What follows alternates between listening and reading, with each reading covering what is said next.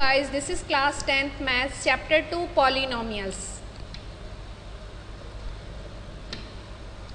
Our next topic is relationship between zeros and coefficient of a polynomial.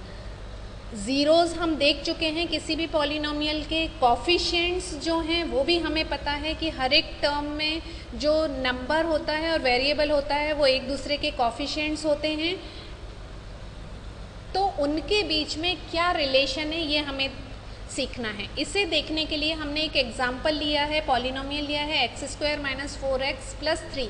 ये quadratic polynomial है, ये भी हमें पता है, तो पक्की बात है कि इसके जो ज़ीरोज़ होंगे वो 2 होंगे। तो सबसे पहले हम मिडिल टर्म से इसके ज़ीरोज़ को फाइंड करते हैं, मिडिल टर्म ब्रेक करते हैं। x² - 4x + 3 है, 3 × 1 = 3, डायरेक्टली हम इसको ब्रेक कर सकते हैं। x² माइनस साइन है तो ब्रैकेट में लिख लेती हूँ, यहाँ हो जाएगा 3x - x हो जाएगा, कुछ गड़बड़ हो रहा है, 3x + x, तो इसकी वजह से ये 4x हो गया एंड +3 हो गया।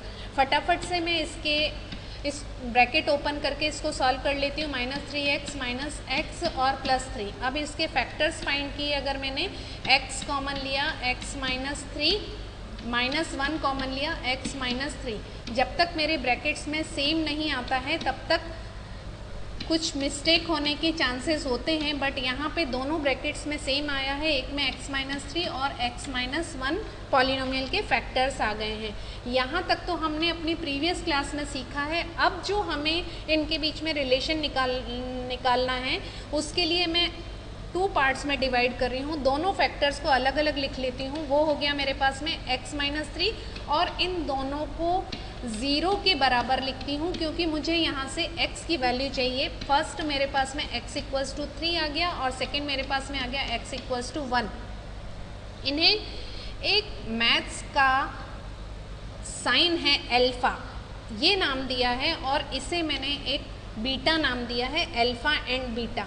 इससे मुझे एक ख़ास काम है क्योंकि ये जो है मेरे, ये क्या हो गए, ज़ीरोज़ हो गए, तो मैंने ज़ीरोज़ फाइंड कर लिए जो कि अल्फ़ा एंड बीटा है मेरी क्वाड्रेटिक पॉलिनोमियल के। अब मुझे कॉफिशिएंट भी चाहिए। अब ये कॉफिशिएंट्स कहाँ से आएंगे, जो मेरी पॉलिनोमियल है उसमें।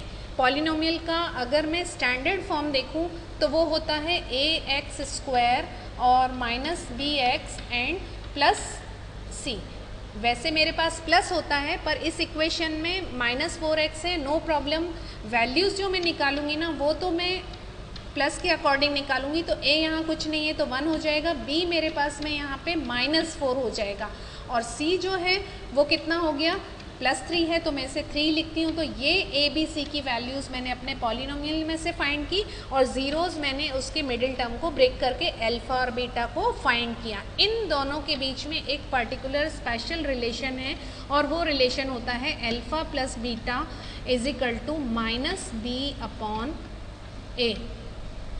इसे हम मैथमेटिकली भी फाइंड कर सकते हैं, बट अभी यहाँ पे हमें इतना सब करने की ज़रूरत नहीं है। हम डायरेक्टली ये रिलेशन को वेरीफाई करके देखेंगे कि एक्चुअली में ये करेक्ट है या नहीं है। Alpha beta = c/a। फटाफट से हम इनकी वैल्यूज़ लिख देते हैं। अल्फ़ा + बीटा, हमारे पास में अल्फ़ा था हमारे पास में 3 और बीटा हमारे पास में आया था 1, तो 3 + 1, और left hand side right hand side दोनों जगह b मेरी वैल्यू थी -4, माइनस एक और है तो ये ध्यान रखना है, -4 को ब्रैकेट में रख दिया, -a मेरे पास में क्या है 1, ये आ गया। 3 + 1 मेरे पास 4 हो गया, इक्वल्स टू ये -+4 हो गया, तो ये हो गया 4।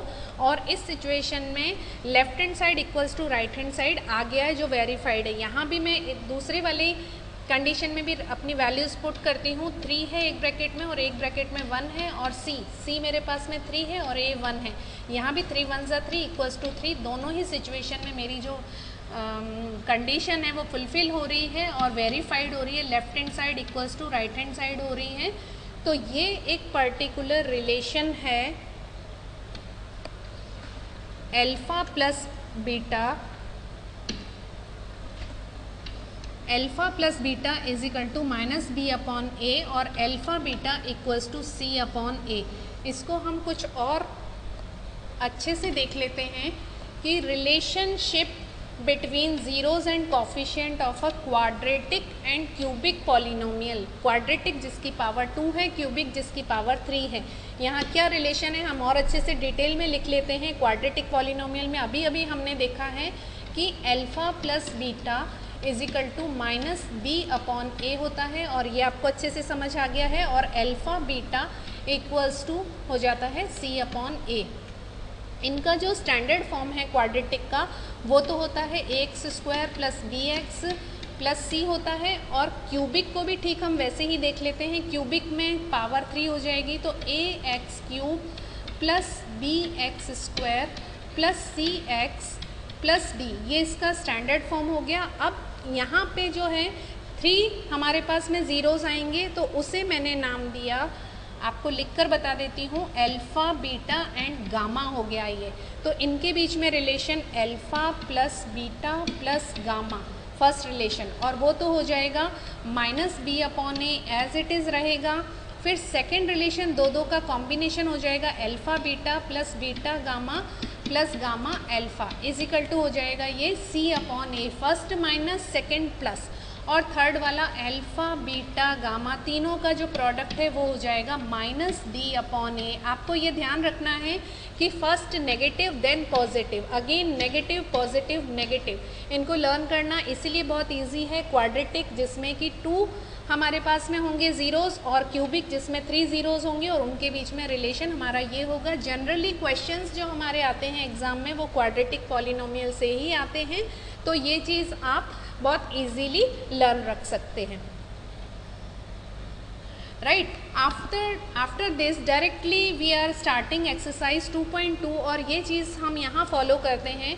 Find the question 1 is find the zeros of the following quadratic polynomial and verify relationship between zeros and coefficient। जो अभी हमने एग्जाम्पल में देखा वही काम हमें एक्सरसाइज में भी करना है।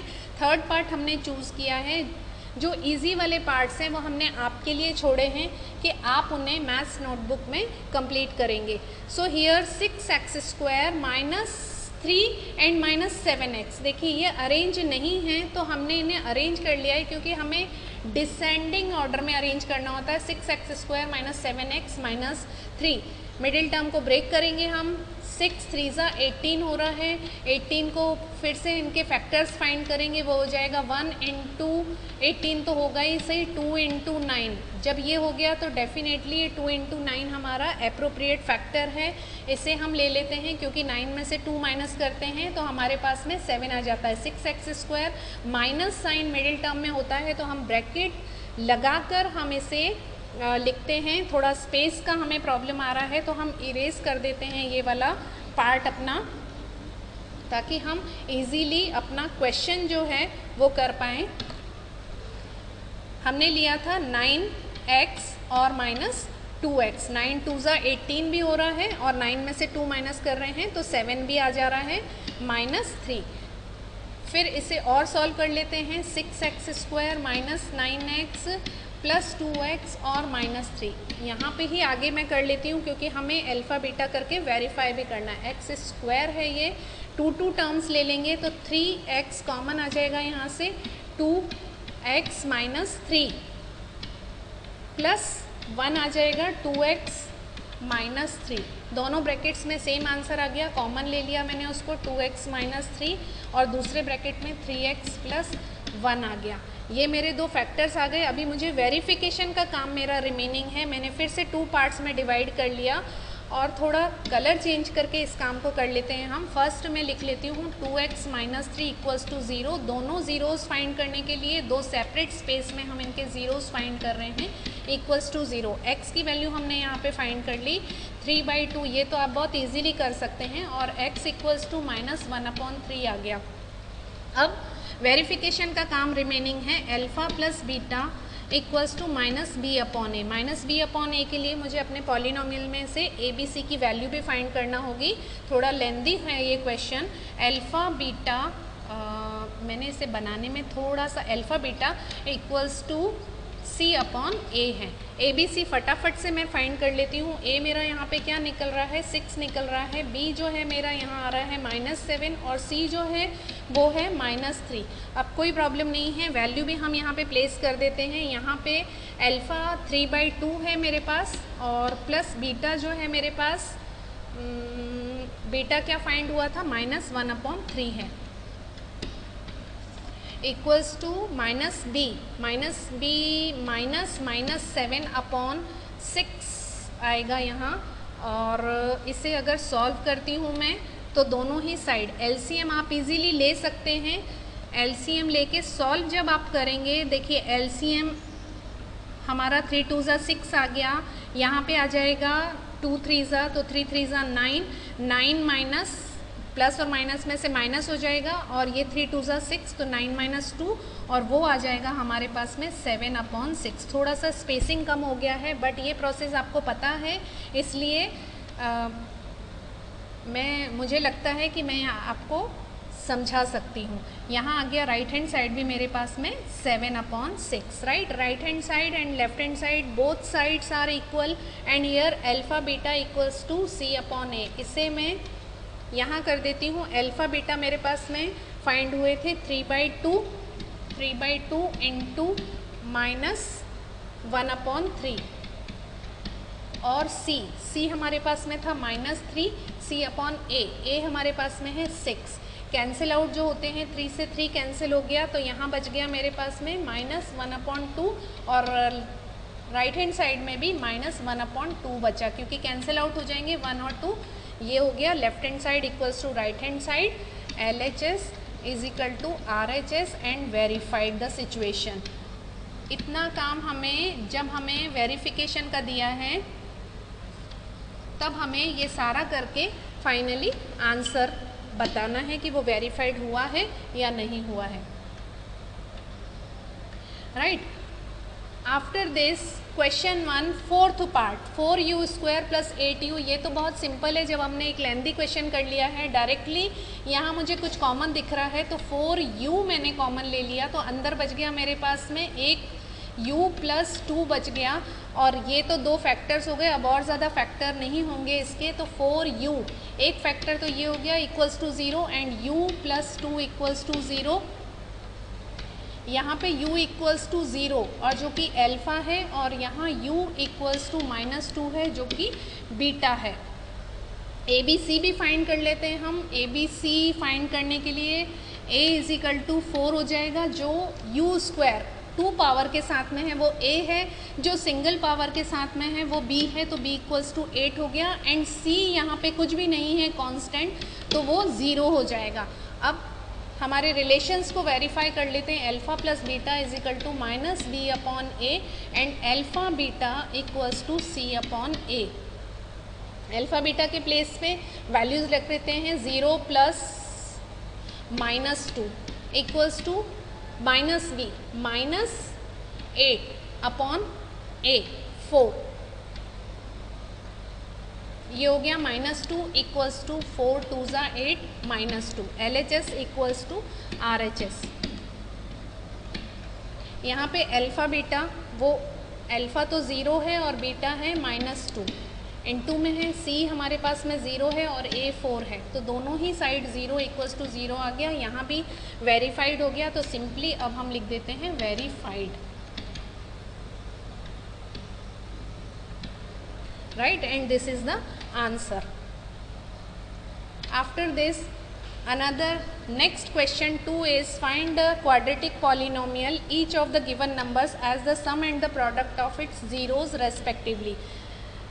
इस क्वेश्चन को आपको बहुत ही सिंपल तरीके से करना है। डायरेक्टली हमें ये जो √2 एंड 1/3 मैंने डिफ़िकल्ट वाला पार्ट चूज़ किया है, इजी वाले आपके लिए छोड़े हैं। ये जो है फर्स्ट वाला हमें सम ऑफ द ज़ीरोज़ दे रखा है, सम √2 को, एंड सम हमारा क्या होता था, अल्फ़ा + बीटा जो है वो सम होता है, और प्रोडक्ट हमारा क्या हो जाएगा, अल्फ़ा बीटा प्रोडक्ट हमें दिया है 1/3 और वो क्या होता था, अल्फ़ा बीटा। ये डायरेक्टली हमें दिए हैं। जब कभी भी हमें ये दिया हुआ हो तो हम बुक वाला मेथड ना करके जो एग्जाम्पल में दिया हुआ है हम डायरेक्टली अपना पॉलिनोमियल बनाएंगे। तो पॉलिनोमियल बनाने के लिए एक हमारे पास फॉर्मूला है P X is equal to X square minus alpha plus beta X plus alpha beta.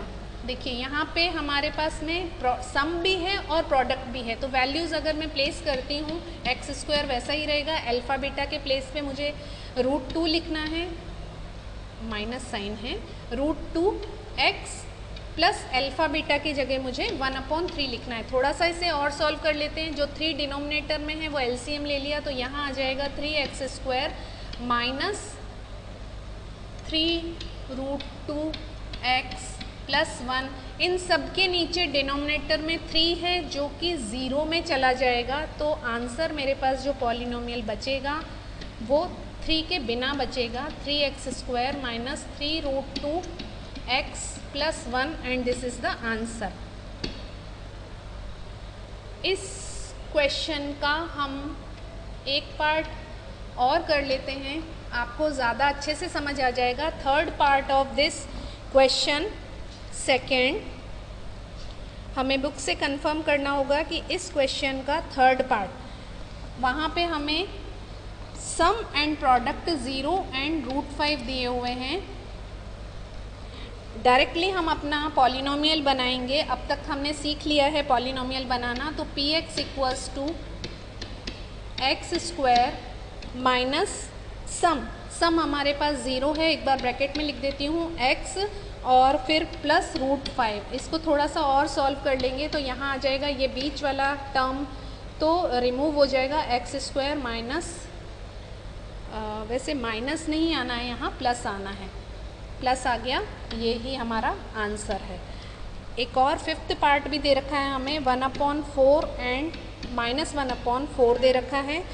यहाँ भी हम डायरेक्टली अपना पॉलिनोमियल बना लेते हैं, क्योंकि न्यूमरेटर डिनोमिनेटर देखते से ही आप थोड़ा घबराते हैं कि इसे हम कैसे सॉल्व करेंगे, तो इसलिए मैंने आपके लिए इसे सॉल्व कर दिया है। माइनस 1/4x प्लस 1/4, यहाँ भी एलसीएम लेंगे, x square minus minus plus x हो जाएगा, ये जो 4 हमने एलसीएम लिया है वो यहाँ आ जाएगा 4 एंड प्लस 1 आ जाएगा। अब हमने फर्स्ट क्वेश्चन कर लिया था, इसलिए ये हमने डायरेक्टली सॉल्व करके आंसर फाइंड कर दिया, right. And this is end of your exercise 2.2।